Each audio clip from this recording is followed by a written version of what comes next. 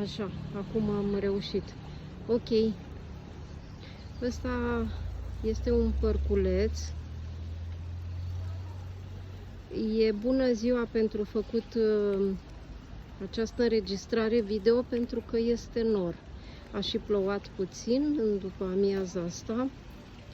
Este un părculeț aici în centrul orașului și lângă cele 3 hoteluri, Covasna, Cerbul și Căprioara, acestea fiind hotelurile.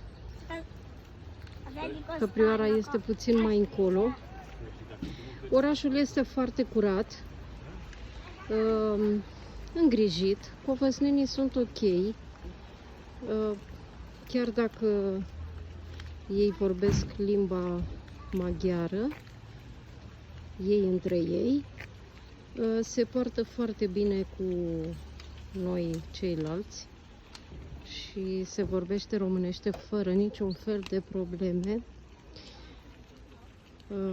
Nu m-aș fi așteptat, mă gândeam că cumva se întâmplă altfel, dar nu este așa. Probabil generațiile schimbându-se e un pic mai bine. Deci se vede părculețul în stânga mea. E un mic pârâiaș, pot să-i spun, că nu pot să-i spun râu, o apă curgătoare care vine de undeva și se duce unde se duce. Așa. Sunt niște blocuri, dar cel mai mult îmi plac străduțele cu case, pentru că peste tot este foarte frumos, foarte curat, lumea foarte, foarte civilizată. Bun. Se vede în dreapta mea și lângă Cerbul, unde stau și eu, hotelul Căprioara. Astea toate sunt fix în centrul orașului. Mai sunt și alte hoteluri și pensiuni, dar mai departe. Totul este verde, îi ajută și clima. O să intru un pic până în acest părculeț unde este și Balta Dracului, ăsta fiind o baltă cu o apă care fierbe, emană gaze. Deci cam așa arată părculețul. Totul este curat. Acolo sunt niște izvoare cu apă potabilă și care conțin și dioxid de carbon și tot felul de săruri. Mie una nu-mi place la gust.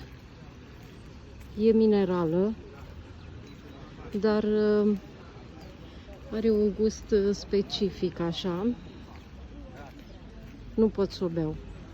Oamenii din zonă beau această apă. Așa. O să merg să vă arăt zona aceea cu Balta Dracului.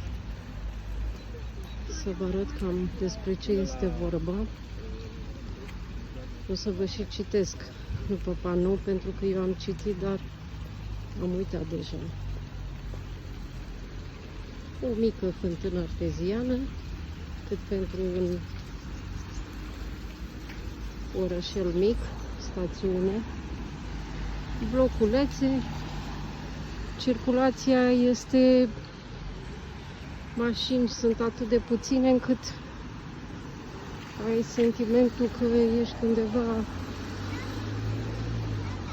în trecut sau în stațiunile din Grecia. Uitați muntele. Este norul. Munte, nu-i chiar atât de înalt. Aici, undeva, se află această baltă. Nu știu dacă se vede. Deci aici fierbe, bulbucește în continuu. Și o să citim să vă spun despre ce este vorba. Monument al naturii, ivire naturală de apă minerală și gaz mofetic, martor al activităților post-vulcanice cu numeroase erupții în trecut. Odinioară era baie terapeutică aici. Da, din câte am înțeles, și mofetile astea sunt exact pe gropile de gaz puse cumva. Eu nu fac mofetii pentru că nu am voie. Din cauza afecțiunilor. Cam asta este orașul.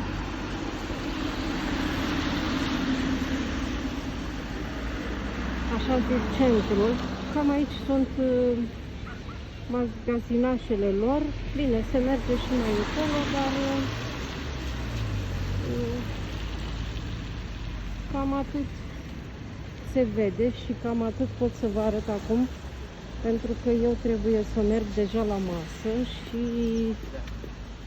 nu mai filmez. Nu o să mai filmez. Avem oră fixă și trebuie să ajung la timp. Bun. O să mai fac filmări în următoarele zile. Vă pup și o zi frumoasă, o noapte liniștită tuturor.